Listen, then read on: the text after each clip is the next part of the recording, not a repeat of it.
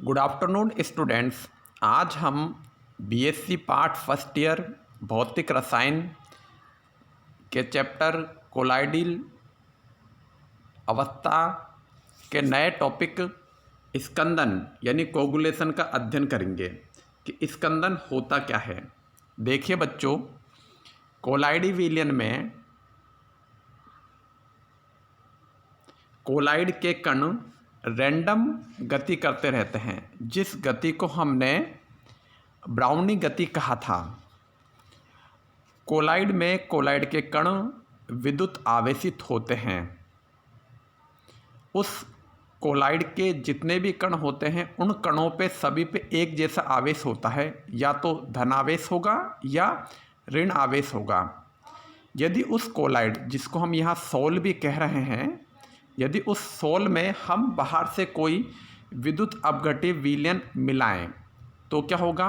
विद्युत अपघट्य विलयन में धनावेश और ऋणावेश दोनों होते हैं। तो विद्युत अपघट्य विलयन मिलाने पे उसके आवेश कोलाइडी कण पर उपस्थित आवेश से आकर्षित होंगे, यानी कोलाइडी कण जो होंगे वो अपने से विपरीत आवेशित आयन जो कि विद्युत अपघट्य में उपस्थित हैं उससे आकर्षित होंगे और उससे जुड़कर विद्युत उदासीन हो जाएंगे। विद्युत उदासीन होने के बाद जो कोलाइडी कणों की गति है, जो मूवमेंट है, वो नहीं होगी और वो कोलाइडी कण अवक्षेपित हो जाएंगे। कोलाइडी कणों का इस प्रकार अवक्षेपित होना स्कंदन कहलाता है। यदि स्कंदित कण हल्के होते हैं तो वो विलायक की सतह पर तैरना स्टार्ट हो जाते हैं, और यदि स्कंदित कण भारी होते हैं तो वो विलायक के पैदे में जम जाते हैं। यदि स्कंदित कण हल्के होंगे तो वो विलायक की सतह पर अवक्षेप के रूप में तैरते हुए तैरने लग जाएंगे। अगर वो सतह पर तैरने लग जाते हैं तो इस क्रिया को उर्णन यानी फ्लोक्यूलेशन कहते हैं। क्या कहते हैं? इस क्रिया को उर्णन यानी फ्लोक्यूलेशन कहते हैं। कोलाइडी कणों का विलयन में से अवक्षेपण या उर्णन स्कंदन कहलाता है। जैसे धनावेशित फेरिक ऑक्साइड, फेरिक हाइड्रोक्साइड के कण के सोल कणों का में अगर हम विद्युत अपघट्य के रूप में के अंदर हम विद्युत अपघट्य मिलाएं, विद्युत अपघट्य क्या होगा? या KCl यानी पोटेशियम क्लोराइड, मैग्नीशियम सल्फेट भी काम में ले सकते हैं, या अमोनियम फास्फेट भी काम में ले सकते हैं जी, है ना। तो पोटेशियम क्लोराइड को हम विद्युत अपघट्य के रूप में काम में ले सकते हैं, मैग्नीशियम सल्फेट भी ले सकते हैं और अमोनियम फास्फेट भी ले सकते हैं। तो इन विद्युत अपघट्यों के जो ऋणावेशित होते हैं वो फेरिक हाइड्रोक्साइड के सोलों से अभिक्रिया करते हैं। अब फेरिक हाइड्रोक्साइड के सोल तो होंगे धनावेशित, और तो वो धनावेशित भाग विद्युत अपघट्य के किस भाग से अभिक्रिया करेगा? ऋण भाग से अभिक्रिया करेगा। तो इस प्रकार दो विपरीत आवेश वाले, अगर हम मान लो विद्युत अपघट्य नहीं मिलाएं और हम ये कोगुलेशन का एक और तरीका भी है कि जैसे एक कोलाइडी सॉल्यूशन तो हमारे पास धनावेशित है और दूसरा कोलाइडी सॉल्यूशन हमारे पास ऋणावेशित है। अगर हम इन दोनों विपरीत आवेश वाले सोल को ही एक दूसरे में मिला दें तो भी स्कंदन हो जाएगा, क्योंकि जैसे फेरिक हाइड्रोक्साइड है तो इस पर धनावेश है, और आर्सेनिक सल्फाइड है तो इस पर ऋणावेश है। अब धनावेश और ये ऋणावेश आपस में मिलके और स्कंदित हो जाएंगे, क्योंकि दोनों पे विपरीत आवेश है। अब इस स्कंदन की प्रक्रिया को समझाने के लिए एक नियम दिया था हार्डी-सुल्ज ने, जिसे हम हार्डी-सुल्ज नियम या लॉ भी कहते हैं। देखिए, हार्डी और सुल्ज ने कोलाइडी कणों के स्कंदन का अध्ययन किया था कि स्कंदन किस प्रकार होता है। स्कंदन के आयनों पर अगर हम आवेश बढ़ाएं तो स्कंदन किस प्रकार होगा। मतलब जो हम विद्युत अपघट्य पदार्थ बाहर से मिला रहे हैं, उस विद्युत अपघट्य पदार्थ के आयन्स पे अगर आवेश की मात्रा को बढ़ा दें तो सोल कणों का स्कंदन किस प्रकार होगा। इसके अनुसार उन्होंने एक नियम दिया था जिसे हम हार्डी और शुल्ज का नियम ही कहते हैं। इनमें उन्होंने कहा था कि किसी स्कंदक आयन यानी कि विद्युत अपघट्य विलयन उसके आयन की बात की जा रही है, यहाँ कोलाइड की बात नहीं की जा रही है। स्कंदन आयन से आप कंफ्यूज मत होना। स्कंदक आयन का मतलब है कि जो विद्युत अपघट्य विलयन उसका आयन। तो किसी स्कंदक आयन पर आवेश जितना अधिक होता है उसकी स्कंदन क्षमता भी उतनी अधिक होती है। ठीक है, अब जैसे हम इसको उदाहरण से देखें कि एक हमारे पास कोलाइड सॉल्यूशन है आर्सेनिक सल्फाइड का, तो आर्सेनिक सल्फाइड का सॉल्यूशन ऋण आवेशित होता है। ठीक है, तो इसमें जो हम विद्युत अपघट्य मिलाएंगे उसके जो आयन्स होंगे वो कहलाएंगे स्कंदक आयन। यानी ये जो K+ पोटेशियम है, कैल्शियम है, एल्यूमिनियम है, ये कौन से हैं? ये स्कंदक आयन है जो स्कंदित कर रहे हैं। ये आयन किस में पाए जाएंगे? विद्युत अपघट्य में पाए जाएंगे। तो देखिए पोटेशियम के ऊपर 1+ चार्ज है, कैल्शियम के ऊपर 2+ चार्ज है, एल्यूमिनियम के ऊपर 3+ चार्ज है, यानी 1 धन आयन, 2 धन आयन, 3 धन आयन। तो इन धनायनों द्वारा स्कंदन निम्न क्रम में बढ़ता है, जैसे K+, इससे ज़्यादा कैल्शियम +2, इससे ज़्यादा एल्यूमिनियम +3, है ना।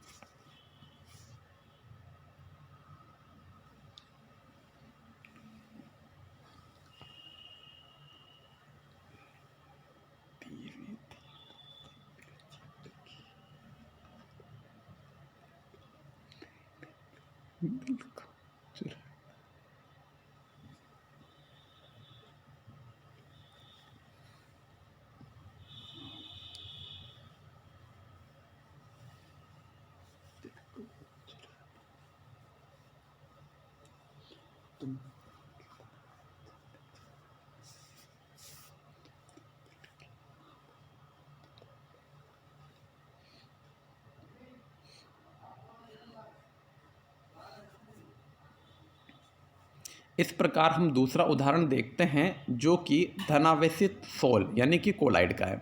अब धनावेशित सोल के स्कंदन करने के लिए हमें उसमें ऋण आवेशित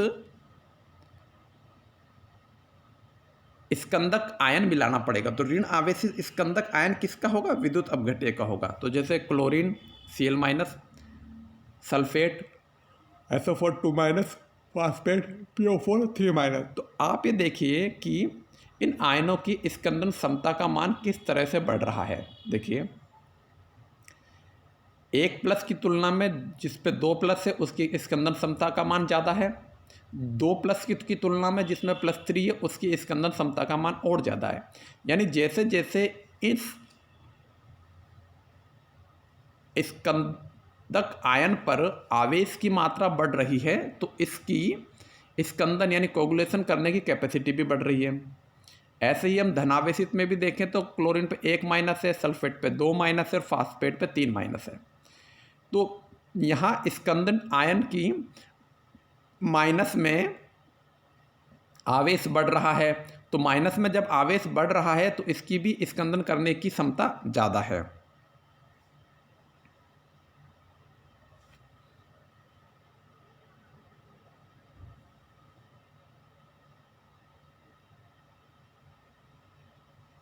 ठीक है, अब हम देखते हैं कि यानी कि जितना आवेश की मात्रा ज़्यादा होगी उतना ही स्कंदन आसानी से हो जाएगा। ठीक है, अब हम ये देखते हैं कि किसी विद्युत अपघट्य की वह न्यूनतम सांद्रता जो कि किसी सोल को या किसी कोलाइडी विलयन को स्कंदित करने के लिए आवश्यक होती है वो उस विद्युत अपघट्य का उन्नयन मान कहलाता है।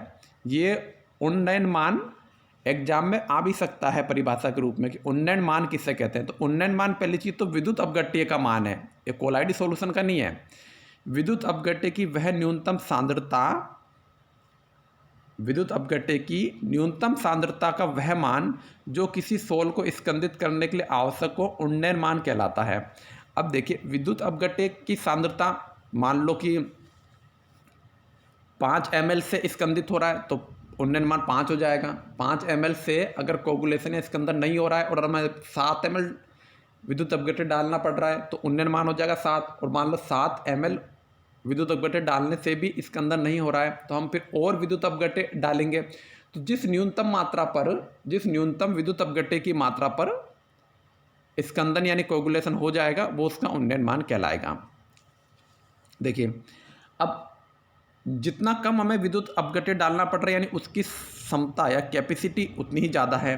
तो सबसे ज़्यादा क्षमता यानी कैपेसिटी किसकी ज़्यादा होगी? जिस आयन की बंद बनाने की क्षमता यानी कि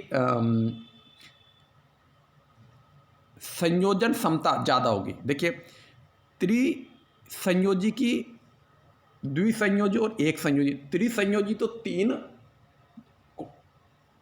कोलाइड से बंध बना लेगा, द्विसंयोजी 2 कोलाइड से बंध बनाएगा, एक संयोजी 1 कोलाइड से बंध बनाएगा। तो जब त्रिसंयोजी की क्षमता है कैपेसिटी सबसे ज़्यादा हुई ना, क्योंकि उसने तो एक साथ 3 से बंध बनाया है, तो उसकी क्षमता यानी कैपेसिटी सबसे ज़्यादा है, उससे कम है द्विसंयोजी की, उससे कम है एक संयोजी की। ठीक है, तो जिसकी क्षमता यानी कैपेसिटी ज़्यादा होगी उनकी हमें कम मात्रा में आवश्यकता होगी। जो त्रिसंयोजी हैं उनकी हमें कम मात्रा में आवश्यकता होती है, कम मात्रा मिलाने पर ही वो स्कंदन कर देते हैं, है ना। और एक संयोजी जो कि सिर्फ एक ही बंध बना रहा है, उससे अगर स्कंदन करना है तो उसकी ज़्यादा मात्रा की आवश्यकता होगी। किसी विद्युत अपघट्य का उन्नयन मान जितना कम होगा यानी कि उसके कोलाइड को स्कंदन करने की क्षमता उतनी ही ज़्यादा है। तो त्रिसंयोजी का उन्नयन मान तो होगा कम, क्यों? क्योंकि त्रिसंयोजी की स्कंदन करने की क्षमता है ज़्यादा।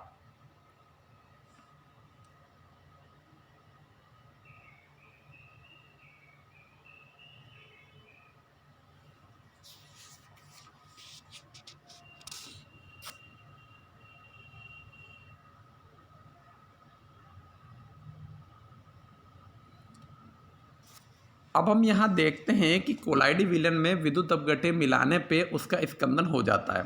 तो इस स्कंदन को रोकने के लिए हम क्या कर सकते हैं? देखिए कोलाइडी विलयनों के स्थायित्व को बढ़ाने के लिए यानी उसका स्कंदन नहीं हो और कोलाइडी विलयन स्थायी रूप से बने रहें, इसके लिए हम उसमें कुछ पदार्थ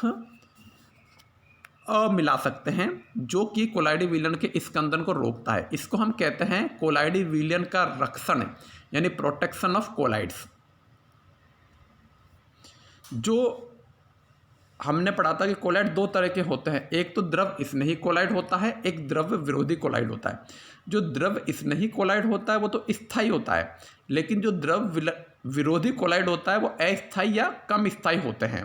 तो द्रव विरोधी कोलाइड क्योंकि कम स्थायी होते हैं, इसलिए अगर उसमें हम थोड़ी सी भी मात्रा में विद्युत अपघट्य मिलाते हैं तो विद्युत अपघट्य की थोड़ी सी मात्रा से ही उनका अवक्षेपण हो जाता है।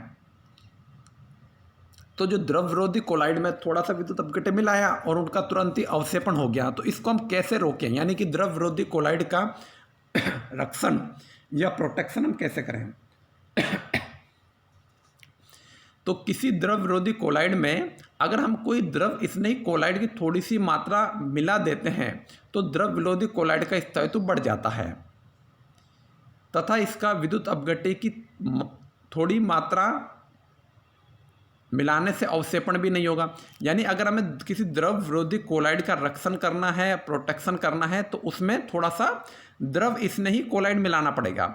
थोड़ा सा द्रव स्नेही कोलाइड को अगर हम मिला देंगे तो फिर विद्युत अपघट्य की थोड़ी बहुत मात्रा मिलाने पर द्रव विरोधी कोलाइड का अवक्षेपण नहीं होगा। देखो विद्युत अपघट्य की अगर बहुत ज़्यादा मात्रा मिलाओगे तो द्रव विरोधी कोलाइड का अवक्षेपण होना ही होना है, कोई नहीं रोक सकता।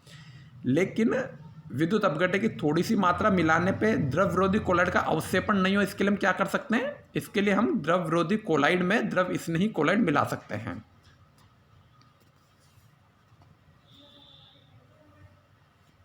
यानी कि जो द्रव स्नेही कोलाइड है वो द्रव विरोधी कोलाइड की प्रोटेक्शन कर रहा है या रक्षा कर रहा है, इसीलिए द्रव स्नेही कोलाइड को हम रक्षक कोलाइड यानी प्रोटेक्टिव कोलाइड भी कहते हैं। तथा इसी गुण के कारण हम द्रव स्नेही कोलाइड की का जो गुण है उसको प्रोटेक्टिव एक्शन यानी रक्षण क्रिया कहते हैं। जैसे जो स्वर्ण सोल है यानी कि सोने का सोल जो कि द्रव विरोधी कोलाइड होता है, इसमें यदि हम थोड़ी मात्रा में जिलेटिन मिला दें, जिलेटिन द्रव स्नेही कोलाइड है, तो सोडियम क्लोराइड विलयन क्या हो गया? विद्युत अपघट्य हो गया। तो सोडियम क्लोराइड विलयन मिलाने पे भी स्वर्ण सोल का अवक्षेपण नहीं होगा। देखिए स्वर्ण सोल तो है द्रव विरोधी कोलाइड, ठीक है। अगर स्वर्ण सोल में हम डायरेक्ट सोडियम क्लोराइड मिलाएं जो कि एक विद्युत अपघट्य है तो स्वर्ण सोल का अवक्षेपण हो जाता है। तो स्वर्ण सोल के अवक्षेपण को रोकने के लिए हमें इसमें द्रव स्नेह कोलाइड मिलाना होगा थोड़ा बहुत। तो द्रव स्नेह कोलाइड क्या होता है? जिलेटिन होता है। तो जिलेटिन को जब हम स्वर्ण सोल में थोड़ा सा मिला देते हैं तो फिर विद्युत अपघट्य के द्वारा स्वर्ण सोल का अवक्षेपण नहीं होता है। इसलिए जिलेटिन को हम प्रोटेक्टिव कोलाइड यानी रक्षक कोलाइड कहेंगे और जिलेटिन की इस क्रिया को रक्षण क्रिया कहेंगे। इस रक्षण क्रिया की व्याख्या हम अभी देखते हैं कि ये रक्षण क्रिया किस प्रकार से होती है ना। इस रक्षण द्रव स्नेह कोलाइडों द्वारा किस प्रकार द्रव विरोधी कोलाइड का रक्षण विद्युत अपघट्य से किया जाता है, इसको हम नेक्स्ट क्लास में पढ़ते हैं। तब तक के लिए टेक केयर, बाय बाय, अपना ध्यान रखिएगा बच्चों।